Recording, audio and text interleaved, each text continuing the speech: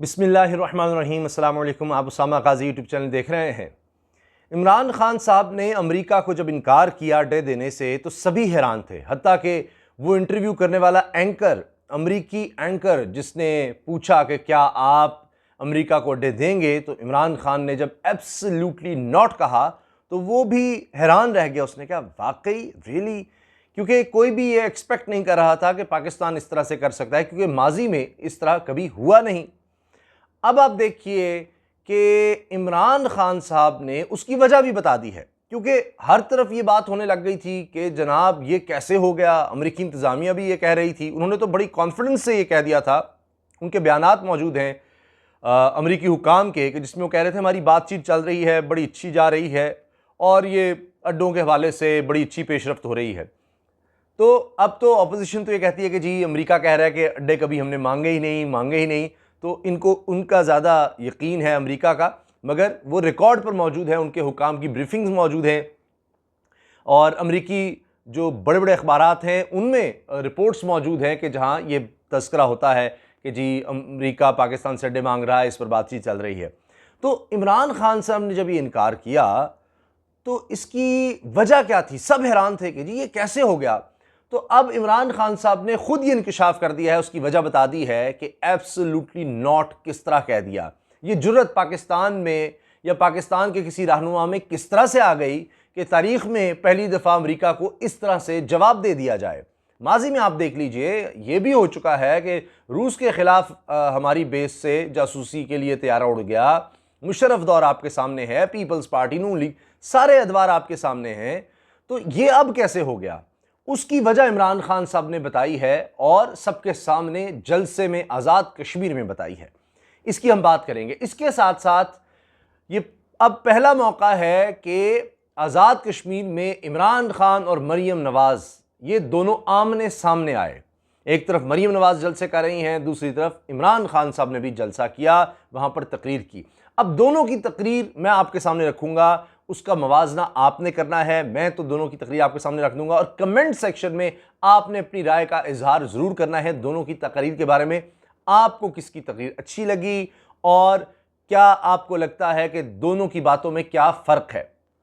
थोड़ा सा मैं आपको ये बता देता हूं कि इमरान खान साहब ने ज़्यादातर बताया कि आगे किस तरह से वो गरीबों के लिए क्या सोच रहे हैं, हेल्थ कार्ड की बात की और दीगर जो इस वक्त कामयाब पाकिस्तान प्रोग्राम जिस तरह से आ रहा है उसकी बात की, और नाम नहीं लिया, नाम किसी का नहीं लिया। अगर क्रिटिसाइज भी किया, लेकिन यह ज़रूर है कि नवाज शरीफ का नाम लिए बगैर बहुत कुछ कह दिया। लेकिन मरीम नवाज साहिबा की तकरीर में जो हाईलाइट है, अब तक जितनी उन्होंने तकरीरें की हैं उसमें कहती तो यह है कि मैं इमरान खान का नाम भी नहीं लेना चाहती, लेकिन सबसे ज़्यादा तस्करा इमरान खान का होता है उनकी हर तकरीर में। और शायद ही कोई आप यूँ समझिए कि तकरीर हो जिसमें उनका दर्जनों दफ़ा जिक्र ना हो इमरान खान का, दर्जनों दफ़ा, लेकिन इमरान खान साहब ने एक दफ़ा भी नाम नहीं लिया। अब एक और हैरानी की बात यह है कि मरीम साहिबा जिस तरह की तकरीर करते हुए बातें कर रही थी, उनसे तो उन्होंने एडमिट कर लिया कि जो विफाकी वज़रा पर हमला हुआ वो नहीं कहने पर हुआ था, क्योंकि वो कह रही थी कि जी तहरीक इंसाफ के लोग यहाँ आते हैं, उनको जूते, डंडे और अंडे मारे जाते हैं। और फिर कहा, यानी वो हुक्म दे रही थी वहाँ जितने लोग जलसे में मौजूद थे, कि आपने इमरान खान को अब ये डंडे और ये अंडे जूते नहीं मारने, ये वो कह रही थी। इसका मतलब है कि आपके कहने पर ही लोग चल रहे हैं कि आप कह रही हैं कि अब ये नहीं मारना। पहले स्ट्रेटेजी ये थी जिसमें वो कह रही हैं कि जी तहरीक इंसाफ के लोगों को ये होता है, अब ये नहीं करना। अब क्या करना है? अब उन्होंने कहा जी इमरान खान को आपने हार पहनाना है। कौन सा हार? के जी ये जिसने कश्मीर फरोश का हार पहनाना है। तो वो इस तरह से तो कि ये काम नहीं करना, ये करना है। तो ढके छुपे लफ्ज़ों में एक एडमिशन नज़र आ रहा है कि ये हालात ख़राब कौन कर रहा है और किस तरह कर रहा है। अब आप देखिए, इमरान खान साहब के हवाले से मैं पहले आपको बता दूं, उन्होंने बड़ा एक जुमला कहा, बल्कि 2-3 जुमलों में उन्होंने ये चीज़ समअप की कि अगर मेरा पैसा बाहर होता तो अमेरिका को इनकार नहीं कर सकता था, इमरान खान साहब ने कहा है। अब आप देखिए पूरा, मैं पहले आपको ये वाला जो तकरीर का हिस्सा है वो आपके सामने रखता हूँ। उन्होंने कहा कि मैं भी अमेरिका को कहता कि आप पाकिस्तान में ड्रोन हमले करें और मैं मजम्मत करता रहूँगा और पाकिस्तानियों को मारते जाओ, जो हमारे लीडर्स कह चुके हैं, लेकिन मैं इन्हें इसलिए इनकार कर सकता हूं क्योंकि मेरा जीना मरना पाकिस्तान में है। इन्होंने कश्मीर के अवाम के नाम पैगाम में कहा कि जिन लोगों की जायदादें पैसा, बैंक बैलेंस वगैरह वगैरह मुल्क से बाहर पड़े हों, वो आपका लीडर कभी नहीं हो सकता। और आज़ाद और मकबूजा कश्मीर के नौजवान जिस दिलेरी से जुल्म का मुकाबला कर रहे हैं, वो कभी भी किसी डरपोक और झूठे शख्स को अपना लीडर तस्लीम नहीं कर सकते। यह नाम नहीं लिया, लेकिन सारे इशारे नवाज शरीफ की तरफ है। अच्छा, फिर इसके साथ साथ इमरान खान साहब ने कहा कि जिस पार्टी के सरबराह का पैसा और जायदाद मुल्क से बाहर हो तो आपके लिए खड़ा नहीं हो सकता। अगर मेरा पैसा और जायदाद भी मुल्क से बाहर होती तो मैं कभी भी अमेरिका को इनकार नहीं कर सकता था। अच्छा, अब वो क्यों ये कह रहे हैं? उसकी वजह यह है कि आप मिसाल ले लेते हैं हम कि अब नवाज शरीफ साहब बरतानिया में हैं। बरतानिया में ऐसी फैक्ट्रीज हैं जहां पर इसराइल के लिए असलहा बनता है। क्या नवाज शरीफ साहब इसको क्रिटिसाइज करेंगे? नवाज शरीफ बरतानिया में हैं, क्या वो बरतानिया के खिलाफ इस तरह से कोई बात करेंगे? क्योंकि वहाँ जायदादें हैं, वहाँ कारोबार है। बरतानिया को क्रिटिसाइज नहीं कर सकते कि जी आप फ़लस्तीनियों पर जुल्म कर रहे हैं या इसराइल को आप असलहा दे रहे हैं, यहाँ उनकी फैक्ट्रियाँ मौजूद हैं। सवाल ही पैदा नहीं होता, क्योंकि जहाँ आपकी जायदादें आप कैसे करेंगे? तो इस लिहाज से ये बात तो दुरुस्त साबित होती है इमरान खान की कि जब अमेरिका में जायदादें होंगी तो अमेरिका के खिलाफ तो नहीं बोल सकेंगे आप। बरतानिया में जायदादें होंगी, वहाँ आपने जाकर रहना है, तो फिर कैसे आप उनके खिलाफ बोलेंगे? तो ये बात इस हद तक दुरुस्त है। बहरहाल, आपकी इस बारे में क्या राय है? कमेंट सेक्शन में अपनी राय का इज़हार ज़रूर कीजिए और चैनल को सब्सक्राइब करना मत भूलिए। सबसे कहें कि इस चैनल को सब्सक्राइब करें। आगे मैं अभी आ रहा हूँ मरीम साहब की तकरीर पर भी, लेकिन उससे पहले बेल आइकन पर भी क्लिक कर दें और वीडियो अच्छी लगे तो लाइक करना मत भूलिएगा। अच्छा जनाब, इसके साथ साथ इमरान खान साहब ने जो दीगर बातें की हैं मैं जल्दी से आपके सामने रखता हूँ। वज़ीर-ए-आज़म इमरान खान ने कहा कि जिस पार्टी के सरबराह का पैसा और जायदाद मुल्क से बाहर हो तो वो आपके लिए खड़ा नहीं हो सकता। अगर मेरा पैसा और जायदाद भी मुल्क से बाहर होती तो मैं भी कभी अमेरिका को इनकार नहीं कर सकता था। आज़ाद कश्मीर के इलाके बाग में इंतखाबी जलसे से खिताब करते हुए वज़ीर-ए-आज़म ने कहा कि हमें पता होना चाहिए कि यह मुल्क क्यों बनाया था और कायद-ए-आज़म ने 40 साल जिद्दोजहद क्यों की थी। इन्होंने कहा नबी करीम सल्लल्लाहु अलैहि वसल्लम ने मदीना को सबसे पहले फलाही रियासत बनाया और हम आज यही कोशिश कर रहे हैं। इन्होंने कहा कि हेल्थ कार्ड भी इस कोशिश का हिस्सा है जिसके जरिए 10 लाख रुपए के अंदर कोई भी शहरी इलाज करवा सकता है। इस साल के आखिर तक पंजाब सारे शहरियों को हेल्थ कार्ड दे देगा और इसी साल के आखिर तक आज़ाद कश्मीर के सारे लोगों को हेल्थ इंश्योरेंस देंगे। इमरान खान ने कहा कि जिन लोगों के पास पैसा नहीं था इनके लिए हम नया पाकिस्तान हाउसिंग स्कीम लेकर आए हैं। पाकिस्तान में घर बनाने के लिए लोगों को सस्ते कर्जे दिए जाएंगे। कामयाब पाकिस्तान प्रोग्राम में हर निचले तबके के फ़र्द को कम शरह सूद पर कर्ज दिए जाएंगे। शहरियों को गाड़ियां खरीदने के लिए भी कर्ज दिए जाएंगे। मदीना का मॉडल यही है कि गरीब इंसान को तरक्की दी जाए। वज़ीर-ए-आज़म ने कहा कि शहरियों को टेक्निकल एजुकेशन दी जाएगी ताकि ख़वातीन घर में बैठकर कारोबार कर सकें, जबकि हमने गरीब लोगों के लिए पनाहगाहें बनाई जिनका मकसद शहरों में काम करने के लिए आने वाले मजदूर को खाना, रिहाइश और साफ़ सुथरे माहौल की फराहमी था। इन्होंने कहा कि कानून की बालादस्ती हमारी अव्वलीन तरजीह है। इंसाफ के निज़ाम के बगैर कोई कौम ऊपर नहीं जा सकती। कौमों की तरक्की के लिए इंसाफ ज़रूरी है। इनका कहना था कि ये बड़े बड़े डाकू कह रहे हैं कि आज हुकूमत गिराएंगे, कल हुकूमत गिराएंगे। ये सिर्फ एक चीज़ चाह रहे हैं कि इमरान खान इन्हें एनआरओ दे दे और मुआफ़ कर दे। लेकिन क्या बरतानिया में किसी ने देखा कि किसी डाकू ने कहा हो कि मुझे एनआरओ दे दो?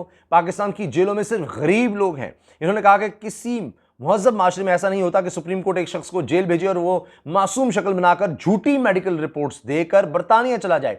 ये असल पाकिस्तान की जंग है और हमने अपने मुल्क के मुस्तकबिल की जंग लड़नी है। हम लड़ रहे हैं, हम अपने बच्चों के लिए जिहाद कर रहे हैं और ताकतवर को कानून के नीचे लाने की कोशिश कर रहे हैं। मुल्क कभी भी खुशहाल नहीं हो सकता जब तक वहाँ कानून की बालादस्ती ना हो।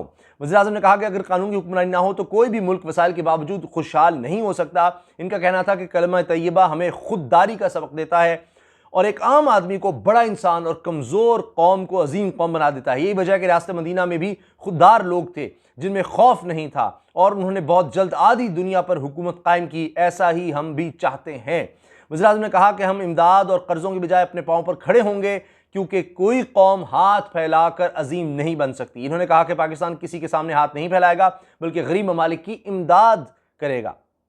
मकबूजा कश्मीर के हवाले से वज़ीर-ए-आज़म ने कहा कि हमें मकबूजा के अपने भाइयों पर फ़ख्र है जो जुल्म के सामने खड़े हैं और खुददारी का मुजाहरा कर रहे हैं। बुरहान वानी जैसे खुददार नौजवानों ने कुर्बानियाँ दी हैं जिनकी सिर्फ पाकिस्तान ही नहीं बल्कि पूरी दुनिया में कदर की जाती है। अब बुरहान वानी का नाम इमरान खान ने लिया है। आप बताइएगा, मुझे नहीं इस बारे में इल्म कि मरीम साहबा ने कितनी दफ़ा बुरहान वानी का जिक्र किया है। इमरान खान ने कहा कि पाकिस्तान कश्मीरी भाइयों के सब्र, ताकत और जज्बे के साथ जुल्म के सामने खड़ा होने पर फख्र करता है। इमरान खान ने कहा भारतीय वज़ीर-ए-आज़म नरेंद्र मोदी ने जब 5 अगस्त को कश्मीर पर मजीद मजालिम का आगाज़ किया तो कोई नहीं समझता था कि कश्मीरी ये बर्दाश्त करेंगे, लेकिन उन्होंने अपने जज्बा और ईमान से अपनी जिद्दोजहद जारी रखी है, जिस पर हम सब इनको सलाम पेश करते हैं। और कश्मीरियों के नाम अपने पैगाम में कहा कि मैं पूरी दुनिया में आपका सफ़ीर बनकर आवाज़ उठाऊंगा। इन्होंने कहा कि आरएसएस के नज़रिए से सबसे ज़्यादा ख़तरा हिंदुस्तान को है। भारत सिर्फ कश्मीर में ही नहीं बल्कि भारत में मुसलमानों, ईसाइयों और सिखों समेत दीगर अक़लियतों पर भी मुज़ालिम ढा रहा है भारत। हम हर फोरम पर इनके लिए आवाज़ बुलंद करेंगे। तो जनाब ये उनकी तकरीर का एक ख़ुलासा है। अब आ जाते हैं मरीम साहिबा की तकरीर पर। तो मरीम साहिबा ने जो अहम बातें की वो मैंने आपके सामने रख दी हैं। वीडियो बहुत अब तवील हो जाएगी, मैं नहीं चाहता था कि वीडियो ज़्यादा लंबी हो, लेकिन मैं जल्दी से आपको बता देता हूँ। मरीम साहिबा ने कहा इमरान खान की आमद पर इन्हें कश्मीर फ़रोश का ताज पहनाया जाए। मरीम नवाज़, मुस्लिम लीग नून की नायब सदर मरीम नवाज़ का कहना है कि इमरान खान की आज़ाद कश्मीर आमद पर अवाम इन्हें कश्मीर फ़रोश का ताज पहनाएं। आज़ाद कश्मीर के इलाके इस्लामगढ़ में अवामी जलसे से खिताब करते हुए उनका कहना था कि मियाँ नवाज शरीफ की आवाज़ें पूरे कश्मीर में गूंज रही हैं। मुस्लिम लीग नून के मुखालिफ भी मान रहे हैं कि ये वाहिद पार्टी है जिसने बाकी तमाम जमातों की दौड़ें लगवा दी हैं। इनका कहना था कि नवाज शरीफ इलेक्शन जीत चुका है, याद रखो वोट चोरों, अगर तुमने शेर को जीता हुआ इलेक्शन चोरी किया तो कश्मीरी तुम्हें छोड़ेंगे नहीं। वो बार बार इस बारे में धमकी दे रही हैं, मगर क्या ये अच्छा होता कि नवाज शरीफ साहब खुद यहाँ पर आ जाते हैं। वो खुद कह चुकी हैं कि जी गारंटी दी जाए तो कभी भी आ सकते हैं, इलाज लूज अब कुछ नहीं, बस वो जब चाहें आ सकते हैं। अगर वो आते हैं तो फिर तो और बात थी। बहरहाल मरीम साहब ने कहा कि ये 2018 नहीं है जिसमें तुम आरटीएस का बटन दबाकर इलेक्शन चोरी कर लिया था और मुस्लिम लीग नून ने चुप करके फैसला मान लिया था। अच्छा, अब पहले क्यों चुप कर गई मुस्लिम लीग नून? मरीम नवाज का कहना था कि अब ये वो मुस्लिम लीग नून भी नहीं, इस बार चोरों का वास्ता आज़ाद कश्मीर के शेरों से है। तो बाकी जो चुप करके बैठ गए थे वो गीदड़ थे जिन्होंने 2018 के इलेक्शन के बाद कुछ नहीं किया, तो अब ये शेर हैं और अब ये कुछ कर लेंगे। बहरहाल लीगी रहनुमा का कहना था कि जहां तरीके इंसाफ का इस्तेमाल जूतों, अंडों और टमाटरों से होता है, ऐसे माहौल में आज इमरान खान कश्मीर तशरीफ ला रहे हैं। यानी वो धमकी दे रही थी कि यहाँ इस तरह का इस्तेमाल होता है जहां इमरान खान आ रहा है। इन्होंने बताया कि इमरान खान ने अपनी इंतखाबी मुहिम का आगाज़ बाग से इसलिए किया क्योंकि इन्होंने वहां एक ATM ढूंढ लिया है जिसे शहद पर मक्खियां जाती हैं, वैसे ही जिसकी जेब में पैसा हो इमरान खान वहां जाते हैं। वैसे ये अब आप बताएं, नून लीग के बारे में फंडिंग है तो हर एक जमात की तरफ से होता है, तो उनका क्या है कि वो सारी जायदाद और सारे पैसे वो किधर से हैं? वो 25 अरब रुपए का सारे कह देते हैं कि जनाब हमें क्या पता किसने हमारे अकाउंट में डाल दिए। मरीम नवाज का कहना था कि अवाम से गुजारिश है कि इमरान खान का इस्तेमाल अंडों टमाटरों से नहीं करना बल्कि एक फूलों का हार पहनाना है जिस पर लिखा हो वेलकम टू आज़ाद कश्मीर, आटा चोरी में नंबर 1। दूसरा हार पहनाना है जिस पर लिखा हो चीनी चोरी में नंबर 1। तीसरे पर गैस बिजली चोरी में नंबर 1। पांचवें पर लिखा हो महंगाई में नंबर 1। मरीम नवाज का कहना था कि इसके बाद इन्हें इज्जत से एक मेडल पहनाना जिसमें लिखा हो वोट चोरी में नंबर 1। फिर इज्जत से इन्हें ताज पहनाना जिस पर लिखा हो कश्मीर फरोश। इनका कहना था कि मकबूजा कश्मीर में सुना था कि भारतीय जालिम फौज वहां के निहत्ते अवाम पर गोलियां चलाते हैं।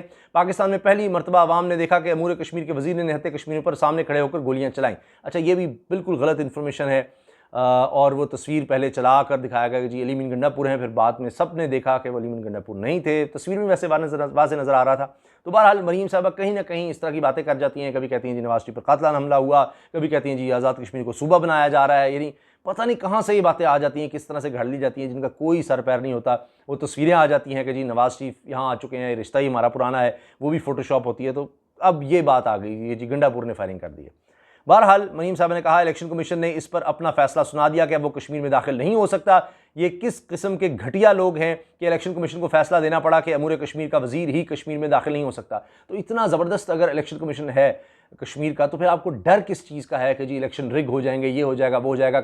आपकी गवर्नमेंट भी रही 5 साल आज़ाद कश्मीर में, नून लीग की गवर्नमेंट थी, गवर्नमेंट आपकी, इलेक्शन कमीशन आपका, वहाँ पर आपको वसाइल आपको अवेलेबल हैं, आप जल्द से करें। और आप क्या चाहती हैं? फिर आप कहें कि जी धांधली हो रही है। इलेक्शन कमीशन ने कह भी दिया गंडापुर को, वो निकल भी गए वहाँ से, और पता नहीं क्या चाहती हैं। मरीम नवाज का कहना था कि नवाज शरीफ साहब जब वज़ीर आज़म थे तो पाक चीन इक़्तिसादी राहदारी में उन्होंने एक मंसूबा रखवाया था जो मीरपुर से मुजफ्फराबाद मोटरवे का था। यहाँ के लोगों को मुजफ्फराबाद जाने के लिए पहले इस्लामाबाद जाना पड़ता है। तमाम नवाज शरीफ चाहते थे कि यहाँ के लोगों के लिए आसानियाँ पैदा हों। देखिए ना, ये बात है, आप अपनी कारकर्दगी दिखाएं बजाय इसके कि जनाब फलां नहीं कर, आपने काम किया तो काम बताएं, लोग उस पर वोट देंगे। हाँ, मोदी को क्रिटिसाइज़ करें, बराह रास्त कोई इस तरह की बात करें। मोदी से ज़्यादा तो वो इमरान खान के पीछे हैं। इनका कहना था कि देख लो नवाज शरीफ और इमरान खान का फ़र्क। शर्म का मकाम है कि पहले चीनी सरमायाकारी के लिए यहाँ आते थे, अब यहाँ तहकीकात के लिए आ रहे हैं। इन्होंने कहा कि जब तुम आसिफ सलीम बाजवा को NRO दोगे और 30 से 40 लाख रुपए की तनख्वाह, इसे CPAC का इंचार्ज बनाओगे और अपनी तवज्जो सारी नवाज शरीफ दुश्मनी पर रखोगे तो पाकिस्तान में दहशतगर्दी के वाक़यात नहीं होंगे तो क्या होगा। मुस्लिम लीग नून की नायब सदर का कहना था कि CPAC में आज तरक्की नहीं हो रही, वहाँ हलाकतें हो रही हैं। यानी अब ये CPAC सारा ख़राब हो गया है, नवाज शरीफ नहीं तो कुछ नहीं, पाकिस्तान का वजूद ही ख़तरे में आ जाएगा नवाज शरीफ के बगैर। बस तरक्की हो सकती है नवाज शरीफ, जमहूरियत नवाज शरीफ, आइन नवाज शरीफ, इसके अलावा कुछ नहीं। मतलब अब मरीम नवाज हैं, शरीफ ख़ानदान है तो मुल्क की बका है, उसके अलावा कुछ नहीं हो सकता। इनका कहना था कि मान लो कि नवाज शरीफ तुम्हारा सबसे बड़ा उस्ताद है, तुम 3 साल से इक़्तिदार में बैठे हो, लेकिन नवाज शरीफ के खौफ की वजह से तुम्हारी दौड़ें लगी हुई हैं, एक दिन भी तुम्हें ना चैन का मिला ना इज्जत का मिला। इन्होंने कहा कि नवाज शरीफ तुम्हें ऐसा सबक सिखा रहा है कि दिल में तो मानते होगे कि नवाज शरीफ नाम ही काफ़ी है। इन्होंने मजीद कहा कि मैं वोट चोरों को तंबी करती हूँ कि अगर तुमने मुस्लिम लीग नून को रोकने की कोशिश की और नताइज तब्दील करने की कोशिश की तो तुम्हारे साथ बहुत बुरा होने वाला है। अभी भी खौफ क्यों है, मैंने आपको बता दिया, सब दलाइल भी आपके सामने रखे हैं। आपको क्या लगता है, राय का इजहार ज़रूर करें इमरान खान की तकरीर के बारे में, मरीम साहबा की तकरीर के बारे में। आज की वीडियो ये समझें इसीलिए है कि आपकी वोटिंग हम देखते हैं कमेंट सेक्शन में क्या आती है कि दोनों की तकरीर के बारे में आपका क्या ख्याल है। अल्लाह हाफ़िज़।